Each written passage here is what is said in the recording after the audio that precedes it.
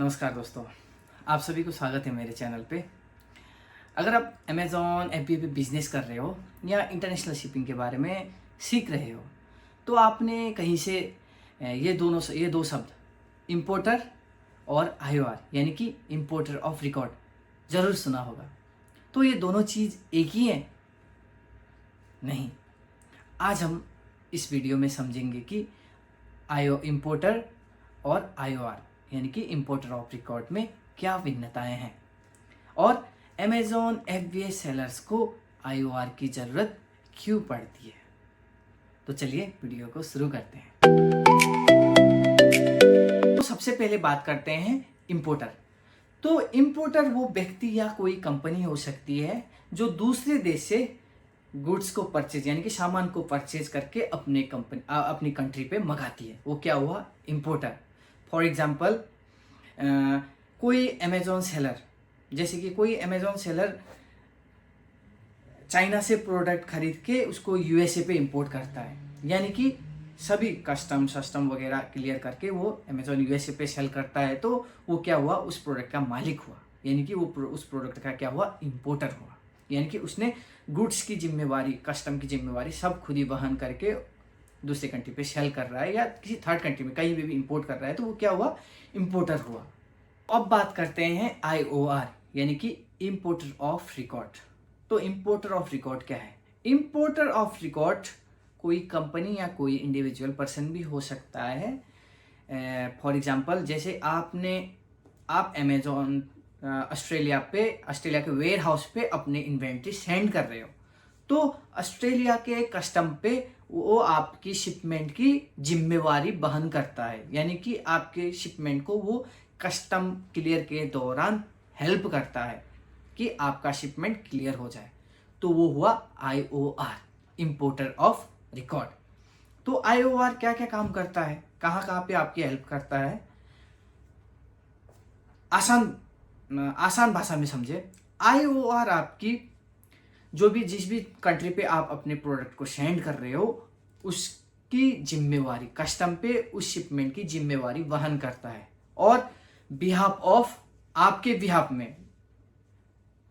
Behalf में custom जो भी आपके डॉक्यूमेंट्स लगेंगे वो डॉक्यूमेंट्स प्रोवाइड करता है। जो भी आपको कस्टम में डिफिकल्टी आएंगी उनमें गाइड करता है। ड्यूटीज एंड टैक्स में पे करता है। उस कंट्री के रूल एंड रेगुलेशन के हिसाब से आपकी प्रोडक्ट को लेबलिंग करने में आपकी मदद करता है। तो IOR ये काम करता है।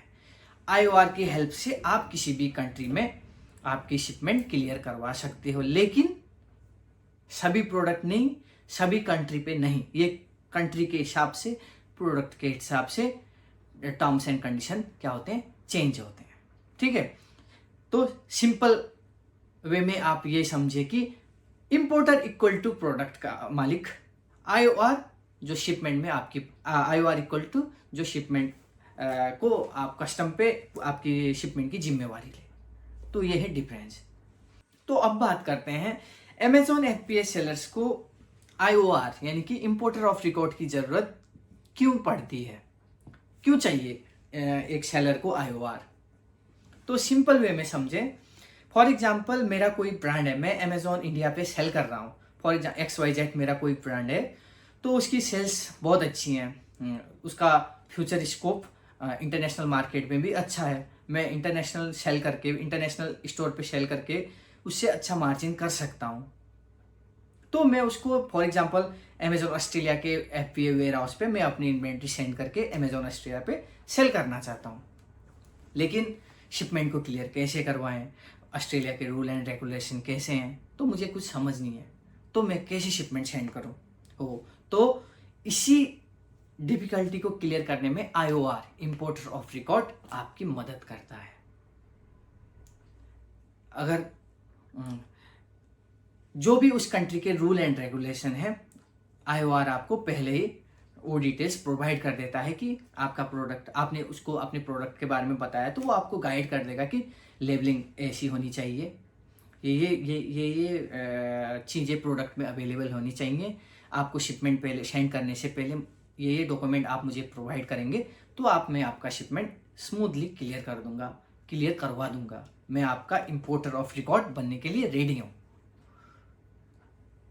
तो आप आसान से ही अपने प्रोडक्ट की अपनी इन्वेंट्री आप ऑस्ट्रेलिया और किसी और कंट्री में सेंड कर सकते हो। तो IOR आपकी शिपमेंट हैंडलिंग कर देगा, कस्टम वगैरह सब पे करने में, ड्यूटीज़ वगैरह पे करने में हेल्प कर देगा।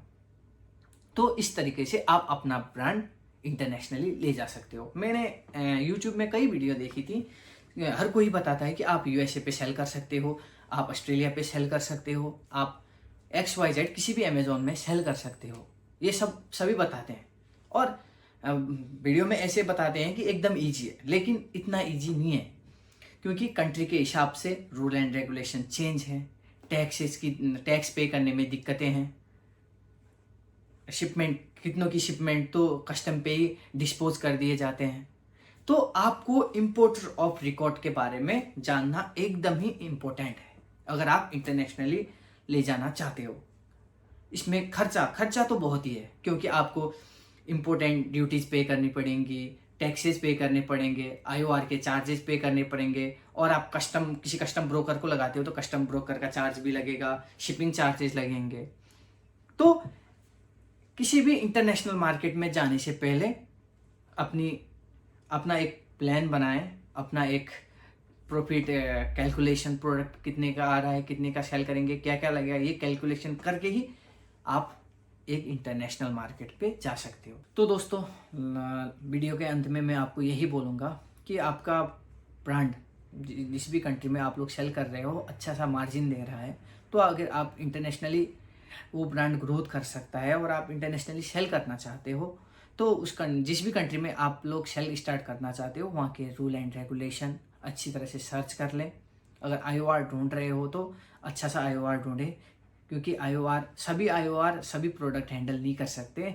प्रोडक्ट के HS कोड के हिसाब से category terms and condition change होते हैं, तो इसीलिए अच्छा सा IOR ढूंढें। IOR का प्रोफाइल बैकग्राउंड अच्छी तरह से चेक कर लें, और जिससे आपको कम्युनिकेट करने में अच्छा लगे, जो भी आपको अच्छा प्राइस रेंज दे वही IOR ढूंढें।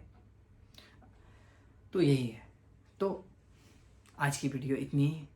वीडियो अच्छी लगे तो लाइक, शेयर एंड सब्सक्राइब करें और कमेंट करें रिलेटेड, अगर आपको कोई भी हेल्प चाहिए, और आपको कोई अमेज़ॉन FP IOR मतलब कोई भी आपको IOR का इंफॉर्मेशन चाहिए तो कमेंट करिए, क्योंकि हम भी बहुत सारे IOR अभी यूज़ कर रहे हैं। तो मैं आपको उनके मेल एड्रेस और उनके साइट वगैरह मैं आपको प्रोवाइड कर दूंगा अगर आपको हेल्प चाहिए तो बस दोस्तों, यही है। मिलेंगे दूसरे वीडियो पे। Please like, share and subscribe.